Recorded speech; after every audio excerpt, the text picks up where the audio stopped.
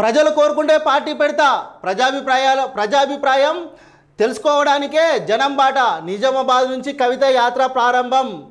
ప్రజలు కోరుకుంటే పార్టీ అయితే కవితక్కనైతే పెడుతుందట. మరి ఎంతవరకు తీసుకోబోతుంది కవితక్క? జనగృతి పార్టీ అయితే నడిపిస్తుంది. మరి చూద్దాం. ప్రజలు కోరుకుంటే రాజకీయ పార్టీ పెట్టడానికి సిద్ధంగా ఉన్నాను. పార్టీలు ఉండడం ముఖ్యం కాదు, వాటి ద్వారా ప్రజలకు మేలు జరగాలి అని తెలంగాణ జాగృతి అధ్యక్షురాలు కల్వకుంట్ల కవిత స్పష్టం చేశారు. కవితక్కనైతే క్లియర్గా మాట్లాడుతుంది. ఎన్నో పార్టీలు పెడుతూనే ఉన్నారు, ఎవడోడో ఎన్నెన్నో పార్టీలు పెడతా ఉంటారు, అది కరెక్టే. కానీ పార్టీలు పెడితే ప్రజలకు న్యాయం జరగాలి అని చెప్పి అయితే కవితక్క అంటుంది. మరి కవితక్క పెట్టి ఎంతవరకు తీసుకోవచ్చో చూద్దాం.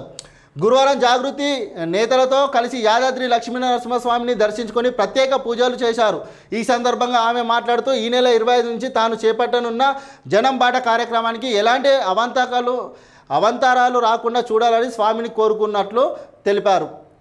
ప్రజా సమస్యలకు అర్థం చేసుకునే శక్తిని దయచేయాలని దైవం దర్శనం చేసుకున్నామని చెప్పారు.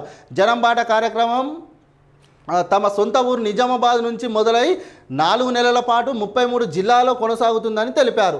మేధావులు, విద్యావంతులు, రైతులు, యువత, మహిళలు సహా అన్ని వర్గాలను కలిసి వారి సమస్యలను తెలుసుకుంటానని కవిత వెల్లడించారు. కవితక్కనైతే మొత్తం 33 జిల్లాలల్లో జనం బాట బట్టి ప్రజలకు సంబంధించిన వాళ్ళ ఇబ్బందులను తెలుసుకొని ఏం చేస్తే బాగుంటుందని చెప్పి అయితే ప్రజల దగ్గర పోతుందట కవితక్క. 33 జిల్లాలు అయితే తిరుగుతుందట. ఎంత దాకా తిరుగుతుంది, ఏం చేస్తుంది, మరి అందరినీ రమ్మంటుంది కవితక్క. విద్యావంతులను, మేధావులను అందరినీ రమ్మని పాల్గొమ్మని చెప్తుంది. వాళ్ళ దగ్గరికి పోయి వాళ్ళ బాధలు కూడా తెలుసుకుంటుందట. లాఠీ దెబ్బలు తినడానికైనా సిద్ధం. లాఠీ దెబ్బలు తినడానికైనా కవితక్కనైతే సిద్ధంగా ఉందట. మరి ఎంత దాకా పోతుంది ఈమె 33 జిల్లాలలో కొనసాగుతుందట ఈమె యాత్ర. చూద్దాం. వివోఏల హక్కుల సాధన కోసం లాఠీ దెబ్బలు తినేందుకైనా తాను సిద్ధమని కవితక్క తేల్చి చెప్పారు. గురువారం ఇందిరా పార్క్ ధర్నా చౌక్లో వివోఏలు చేపట్టిన ధర్నాలో ఆమె పాల్గొని మాట్లాడారు. అసెంబ్లీ ఎన్నికల్లో కాంగ్రెస్ పార్టీ వివోలకు నెలకు 26,000 జీతం పెంచుతామని ఇచ్చిన హామీని వెంటనే అమలు చేయాలని డిమాండ్ చేశారు. జీతం పెంచే వరకు వివోఏలకు జాగృతి అండగా ఉంటుందని హామీ ఇచ్చారు. మరోవైపు గ్రూప్ 1 పరీక్ష నియామకాల్లో టీజీపీఎస్పీ